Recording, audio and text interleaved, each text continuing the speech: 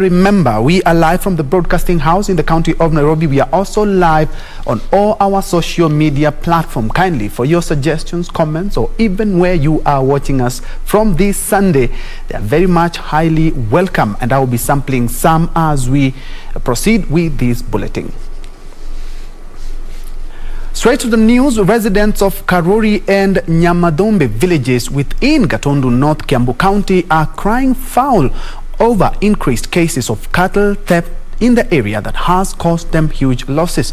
It is reported that the cattle rustlers mostly target serviced cows over curfew hours, forcing the owners to spend sleepless nights guarding their livestock. A recent case is that of a pregnant cow at Nyamadhombe village in Gatundu North, where the rustlers slaughtered the cow, dumping the fetus and made away with the meat. Akakusukua ng'ombe yangu. Nasikia ng'ombe naenda nisikia mlio huko nje. Mamangu anasema ng'ombe yangu, nikamuliza ni nini ng'ombe inafanya, ati ilichukuliwa na wezi. Mamekuja kwangu jana asubuhi usiku, manafungua lakini hako na makufuli hawezi kuingia. For David Mungai, however, he was lucky to have saved his 2 cows in the wee hours of Thursday night when the rustlers had attacked to Stella. Niliamuka kama saa 8 kasorobo, maana niliposikia mbuzi anatoa sauti fulani. Nilipoamuka nilikuta jamaa mmoja ana nguo nyeusi. Sikumtambua maana ilikuwa usiku. Nilipotoka nikiwa na bakola, nikakuja hapa nikakuta ng'ombe wangu hawako. Nikaenda na vijana wangu kujuguza kwamba kama ng'ombe wangu wamefungiwa pale. He found his cows tied on a tree away from the cowshed as the rustlers ostensibly awaited transportation. Maana kulingana mpango iliwakuwa kwamba hawa wamekuimba, na nafikiria wengine ni wa kijiji hiki, walikuwa na nia wakifunga ng'ombe pale, waite pika bikuja uchukue ipeleke mahali sijui wanapeleka wapi. Hiyo wizi inatusubua sana kwa sababu hatujui hawa wezi wanatoka pande gani na wanapanga kufanya nini. According to them, the rustlers have mastered the homesteads with expectant cows, where they cunningly managed to steal. Barely 2 months, residents of Ngorongo village, which is 3 kilometers away, protested over rampant cattle theft in the area. Farmers are now pleading with local authorities to intensify security before their livelihood is affected. Kamchemenza for Lunchtime News. And still in Kiambu County, Ruiru Member of Parliament Simon Kengara says parents with children who have physical and mental disabilities must overcome social stigma to give them the needed assistance. He noted thousands of vulnerable children are suffering silently in their homes and called on the national and county governments to give a special preference to people with disabilities in order to ease the hardship occasioned by the COVID-19 pandemic.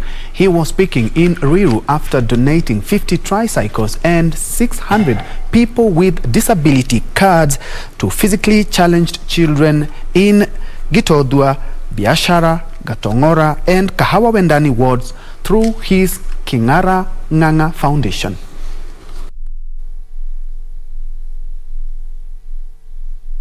Kuna changamoto sana kutafuta walemavu kwa sababu wazazi walikuwa wanafunga watoto na nyororo kwa nyumba, wengine wanafugia kwa nyumba.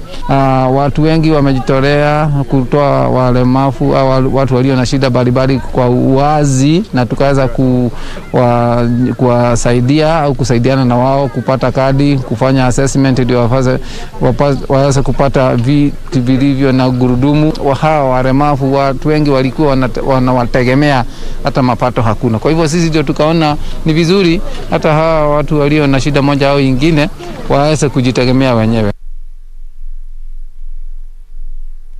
Parents and guardians have been urged to be extra cautious and always track the movement of their children in the wake of abduction cases being reported in various parts of the country. Additionally, a section of religious leaders in Isiolo County say there is need for a multi-sectoral approach to enhance surveillance and safeguard children from potential harm. At a graduation ceremony for grade 1 pupils in Isiolo County, a section of leaders linked irresponsible parenting to rising cases of child abduction and trafficking. Wasasi kufua mzazi si duty, it is a role. Si duty ni nini? Hiyo ni ya lazima kwa sababu huyu mtoto aku-apply kuwa wewe ndio mzazi wake. Kwa hivyo kama alihappen kuwa mtoto yako au watoto ni lazima watunzwe. Katika mwongozo wa usimamizi wa shule, ile inaitwa Basic Education Act, wazazi wako na jukumu ya kumotivate the teachers to teach and the learners to learn. Isiolo Interfaith Network Secretary Bishop Stephen Kalunyo noting that recent reports of children being kidnapped in various parts of the country should serve as a wake-up call to parents and guardians who should scale up surveillance of their children. Naomba wazazi wakati huu tusiwache kutelekeza majibu yetu kama vile hapo awali. Hali ni mbaya kwa watoto. Kumechipuka siku hizi kumechipuka wizi ya ng'ombe ya watoto. This as a middle-aged woman in Mombasa County came out publicly to deny information circulating on social media linking her to child trafficking. Sarah Aden, who addressed the media in Mombasa town, expressed shock and disbelief that people can spread such news without evidence. It has come to my attention that there's a picture of mine that is circulating around the social media platform that I'm a child trafficker, and I just came to the public to let them know that these accusations are false and they are very serious allegations. Her lawyer and a human rights organization based at the coastal region are now calling on investigative agencies to probe the matter and help Aiden clear her name. Yesterday we reported the matter at Central Police Station Mombasa. Then we were advised to also report to the DCI, which we did. So the matter is with the DCI. Few suspects have been arrested regarding these allegations. But as it is, our client is very scared. She has not reported to work. She stays at different locations because now she fears for her life because of these allegations. Mombasa County Commissioner Gilbert Kitio has warned residents against irresponsible social media use. Please, I want to urge our people in Mombasa and in Kenya, let us desist from these rumors. Because at the end of the day, some people will suffer. In Mombasa, we don't have even a single case of a child, of a person who has been kidnapped. And still on security, the Turkish ambassador to Kenya, Ahmed Semil Milogli, says Kenya and Turkey will continue to operate in the fight against terrorism. Speaking during the commemoration of the Turkish Democracy and National Unity Day in Nairobi, the envoy says Turkey was ready to share experience with Kenya in the field of security technology.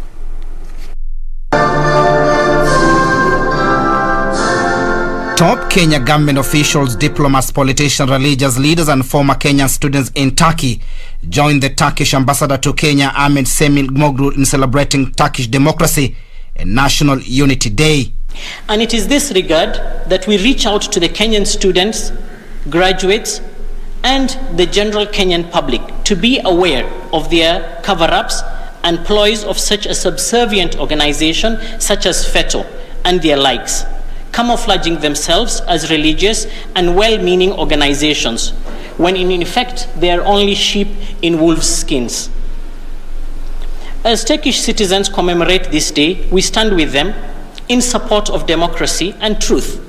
It was during the occasion that the Turkish ambassador said Kenya and Turkey were working closely in many fields, including security. Using technology is very part of fight against terrorism, and Turkey has very developed its security and defense industry in the recent years, and we are ready to share our experience with our Kenyan friends in this field. So we have to learn from Turkey. We need to cooperate, exchange information, exchange learning and training so that we can be able to stop anything that is going to happen to our country.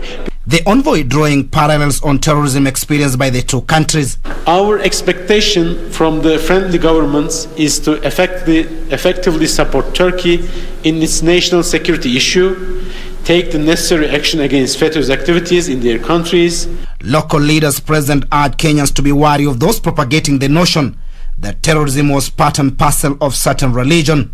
Important that we give information to the government. We work as friends with the government. We should not fear our government. We give them information so that they protect us and protect our country. You know, our country has got borders, so if we don't give quite and right information to the government, we'll have problem. You can see now in Mandera, around Wajir, all those. The international community's support in this fight against FETÖ is vital for the security of our countries in the face of threats posed by this terrorist group. Moving on, the Kenyan National Highways Authority (KENHA) has assured motorists of minimal disruption of transport along the Nairobi-Nakuru Highway as the demolition of the GILGI weighbridge kicks in. Cluster manager at the GILGI toll station, Maurice Ademba, said the work is expected to commence during the curfew hours and at night when the flow of traffic is minimal. Motorists have been urged to use the NJAMBINI flyover near Soko Mjinga Market, the Njambini Engineer All Kalau GILGI route, or the Lanet Dundori All Jororok All Kalau Engineer Njambini flyover. The authority cautioned the drivers to use alternative routes between Saturday and Monday to facilitate the smooth removal of the bridge. It has actually been there for quite some time, and looking at the structures, it is a safety concern which can actually be dangerous to the road users, and that is the reason as to why the authority has decided to remove it. And besides it, you can see we have also done another one. The roads are actually in good condition, so they can use the roads, and if it happens that they have to use this particular section, then they should actually observe the traffic guides that they will be given by the traffic officers who will be on the ground.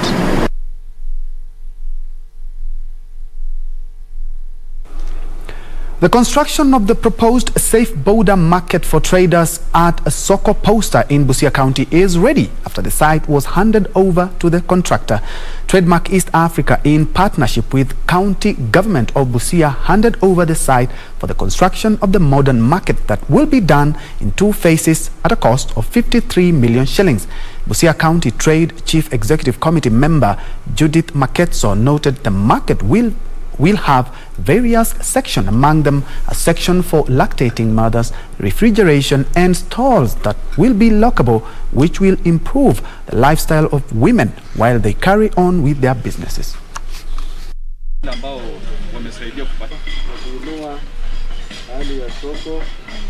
Itakuwa soko a model market ambayo itakuwa na sections tofauti. Kama kwa mfano, kwa mara ya kwanza tutakuwa na section ambayo inahudumia wamama ambao wako na watoto wadogo, wale ambao wananyonyesha, yani section for lactating mothers. Tutakuwa na phase ya pili ambayo tunatarajia kama pesa itaweza kuingia kabla iishe, tutaweza kuendeleza ili wachuuzi kufika kama 300 wataweza kuketi.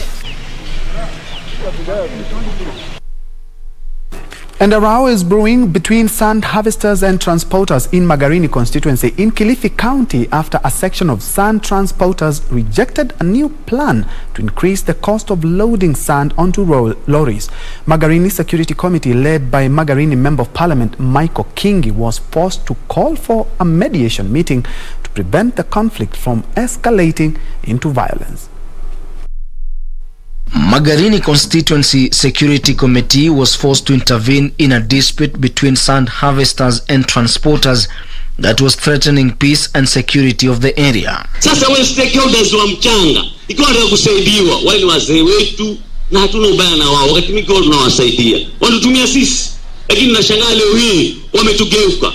Wanataka kutugawanya upande ule. Wanachukua vijana wa shule, vijana wadogo, wanawapa hizo makazi, wanawalipa pesa ile duni kwa sababu ya beneficiary zao. The bone of contention being a new plan to increase the cost of loading sand, a move that divided sand harvesters into two rival groups, each accusing the other of being used to manipulate the sand harvesting business. Ni watu ambao wanatumiwa na wale magwenyenye.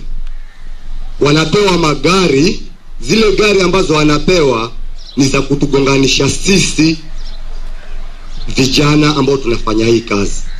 During the meeting attended by Magarini Member of Parliament Michael Kingi and Kilifi Deputy County Commissioner Abigail Moloi, the sand harvesters agreed to speak with one voice to ensure smooth operation of the business. Yangu ni ushauri, lakini uamuzi mnao nyinyi wenyewe.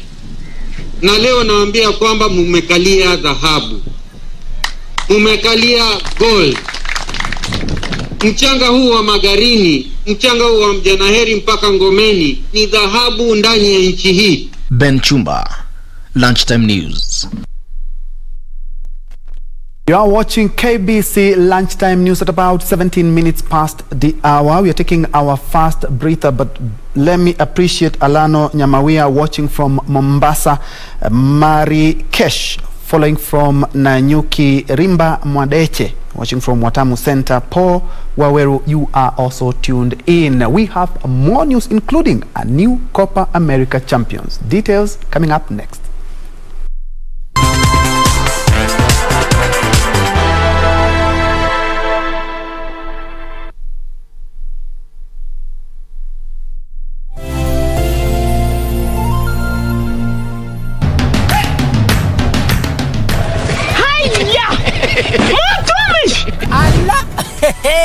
Nissan Serena ndio hii, na unaweza kuwa wewe ndio tunapikia simu. Kodi ya Nissan Serena ni NS, alafu kisha kwenye amount ni 50 bob. Hii Nissan Serena tunakupatia na shilingi 50. Kujiunga na QuickBid ni rahisi. Enda kwenye M-Pesa, bonyeza paybill, kisha weka business number 4032353. Kwenye account weka kodi ya bidhaa unayotaka na bid yako ya chini zaidi. Kwa mfano TV 16, kisha weka shilingi 20 tu kama idadi yako. Weka bid yako pia kwenye www.quickbid.co.ke. Kumbuka, bid ya chini zaidi ya kipekee ndio hununua. QuickBid, bidhaa bora kwa bei ya chini.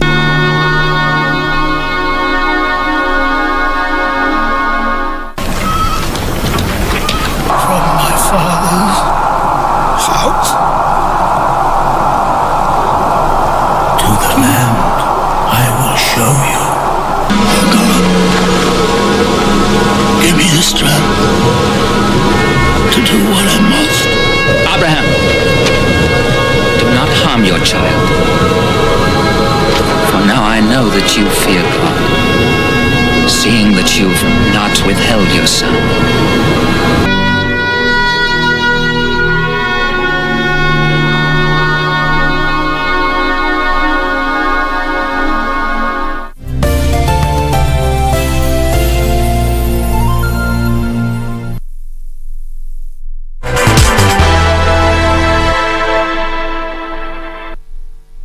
Welcome back and thanks for keeping it KBC. Moving on, a widow's Care Center has been established in Kanyasa Ward, Nyatike constituency within Migori County to alleviate the suffering the group undergoes in their lives.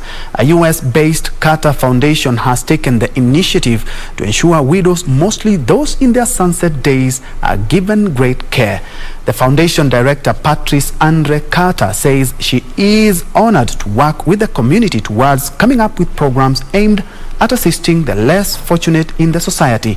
Speaking at Bondo, Kosiemo area, Andre said the community has donated the land and embarked on putting up houses with the help of widows who are homeless. The center will also have a pharmacy and offer medical services to the widows.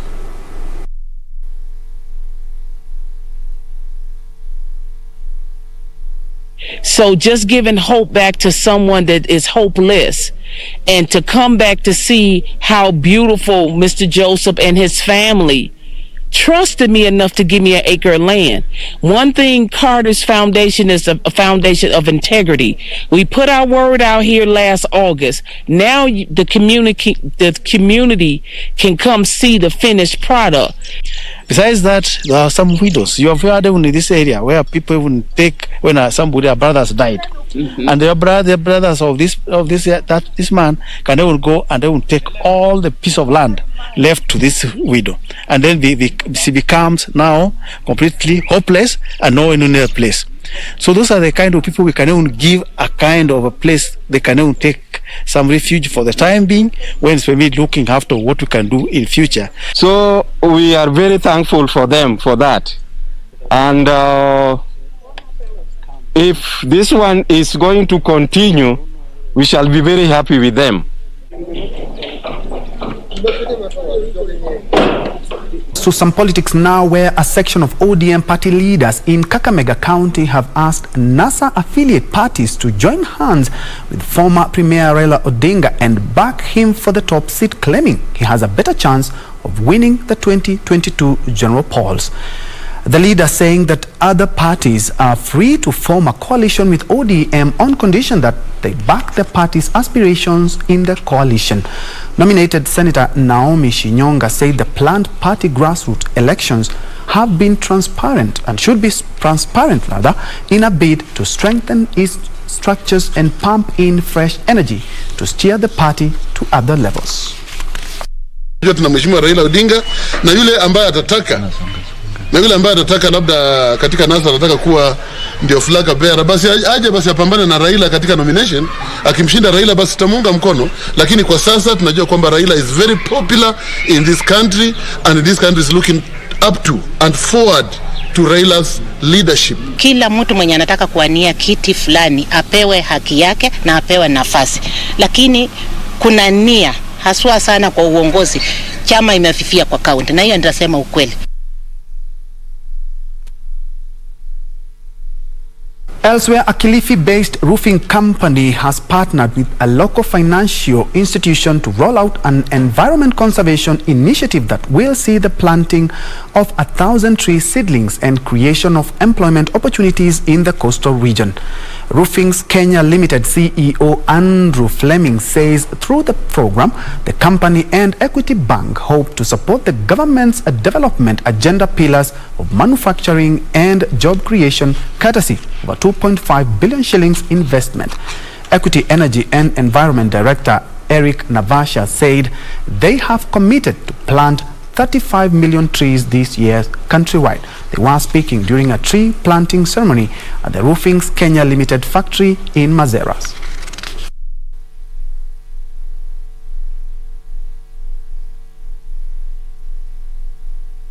Committed as an organization to plant 35 million trees in this country. So this partnership allows us with Roofings to start greening this environment. This is a new factory. We expect a lot of carbon emissions arising out of this, and we need to find a way in which you can sequester that carbon. We call it carbon offsetting through planting trees and other initiatives. We believe this factory is a great asset to the local community as we employ more and more locals and as we grow the business in a proactive way. And not only will you have the benefits of the jobs here in the factory itself, but in the services, the transport and all the other services that we require for this business to operate successfully. If you look at the whole ecosystems, right from how they source their materials all the way to who they sell to and eventually who they eventually sell to, we call it an ecosystem. And effectively then what Equity wants to do is to be part of that total manufacturing ecosystem, so that then we support our trading partners, we support our manufacturing, and of course, as you said, it's also part of the big focus.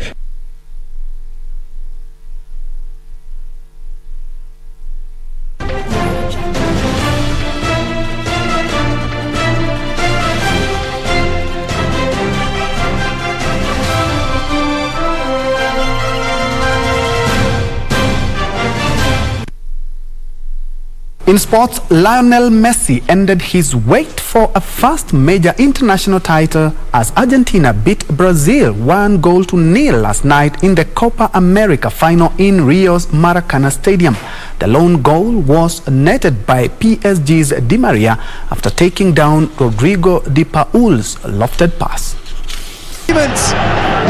To another champion, Raja Casablanca of Morocco netted twice in the first half and claimed a 2-1 win over Algeria's JS Kabylie in the CAF Confederations Cup final to lift the trophy last evening in Cotonou, Benin.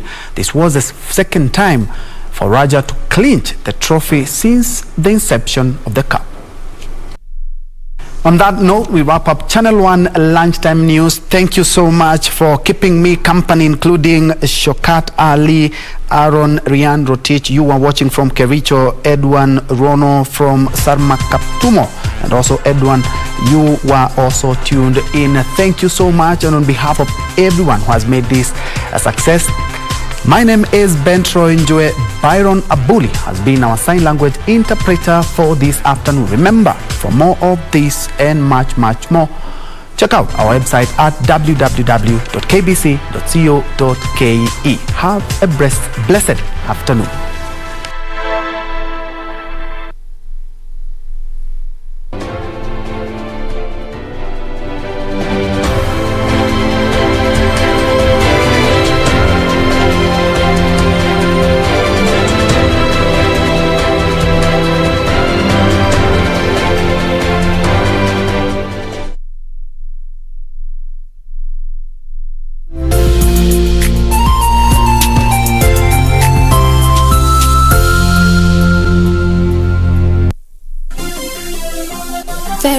College. Vera Beauty and Fashion College, with branches in Nairobi, Eldoret, Thika and Meru. Did you know that we are a TVET approved institution?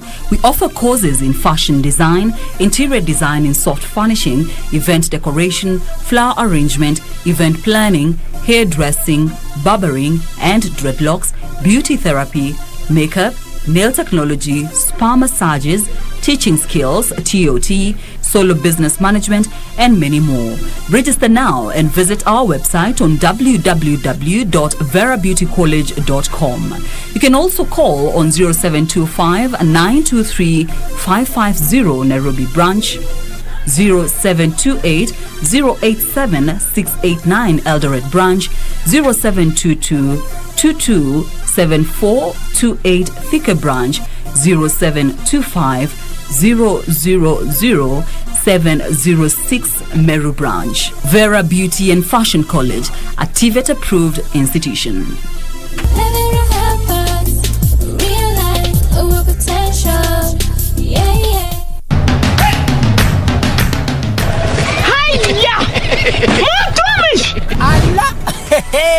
Nissan Serena ndio hii, na unaweza kuwa wewe ndio tunapikia simu. Kodi ya Nissan Serena ni NS, alafu kisha kwenye amount ni 50 bob. Hii Nissan Serena tunakupatia na shilingi 50. Kujiunga na QuickBid ni rahisi. Enda kwenye M-Pesa, bonyeza paybill, kisha weka business number 4032353. Kwenye account weka kodi ya bidhaa unayotaka na bid yako ya chini zaidi. Kwa mfano TV 16, kisha weka shilingi 20 tu kama idadi yako. Weka bid yako pia kwenye www.quickbid.co.ke. Kumbuka, bid ya chini zaidi ya kipekee ndio hununua. QuickBid, bidhaa bora kwa bei ya chini.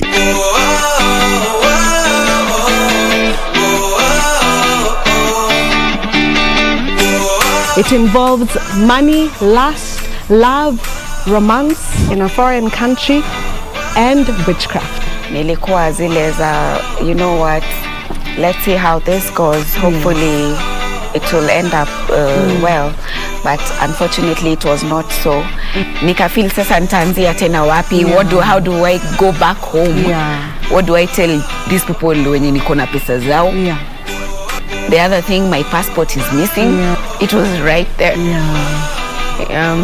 It was a very difficult decision for me to make.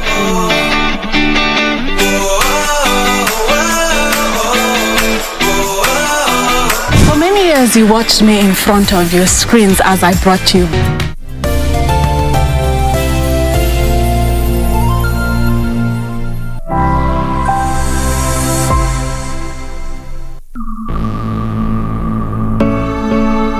We are here and we are strong.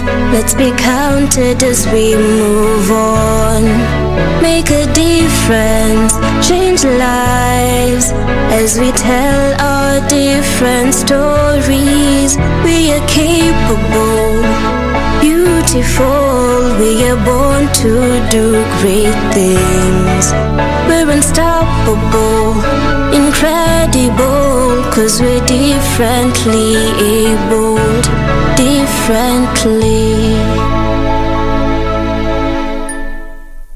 Hello there and a warm welcome on Able Differently. It's been a minute, but we are back like we never left. It's also the beginning of a new month, new feel, and also the beginning of the second leg of 2021. So let's keep moving. Do you know what albinism is? Do you know that albinism does not only have to show on the skin? What are you doing as an individual or as a community to raise awareness on the same? Well, that's what we're going to be tackling in today's show. Karibu sana, I'm your host, Jane Theuri. 'Cause we're differently abled, differently. International Albinism Awareness Month was celebrated in June, and the National Council for Persons with Disabilities had a virtual event on the 11th of June to celebrate the same. The theme of the day was Strength Beyond All Odds. Let's see how that discussion went down. 2021 marked the 7th International Albinism Awareness Day with the theme Strength Beyond All Odds. With the COVID-19 restrictions, the National Council for Persons with Disabilities opted for a virtual event. This year, the day is marked virtually due to matters COVID and restriction and the protocol thereabout on COVID-19. This is the 7th commemoration of the International Albinism Awareness Day, and I look at it as a big milestone on amplifying the voices of persons with albinism. NCPWD is mandated to coordinate all issues that concern persons with disabilities. For people with albinism, the Council has National Albinism Support Program. This program was born out of efforts of a lot of people. Around 2005, there were, that is when the albinism advocacy movement was born by persons with albinism forming organizations, and the most notable one is ASK, or Albinism Society of Kenya. It's also a FAIR, Albinism Society of East Africa. And through those organizations, advocacy was done to implement interventions to help persons with albinism manage the challenges that they encounter. However, there are challenges faced. Program challenges, and this was mentioned by the director, is that the census 2019, last year but one, identified 9,729 persons with albinism, and as I have mentioned, we are only covering that 800. So we have the challenge that we have not managed to serve and reach every one of our targets. And this is a challenge that we are ready to face and deliver services to all persons with albinism across the country. The second one is a difficulty in mainstreaming program activities in healthcare facilities and systems. we would like hospitals to integrate, for example, the screening of cancer screening for persons with albinism into their own system, so that it is routine and persons with albinism know when they can visit the hospitals and get such services. Persons with albinism have had to find ways to achieve whatever they want in a society where they are not fully embraced. I was actually struggling with my first employer, because I was being given duties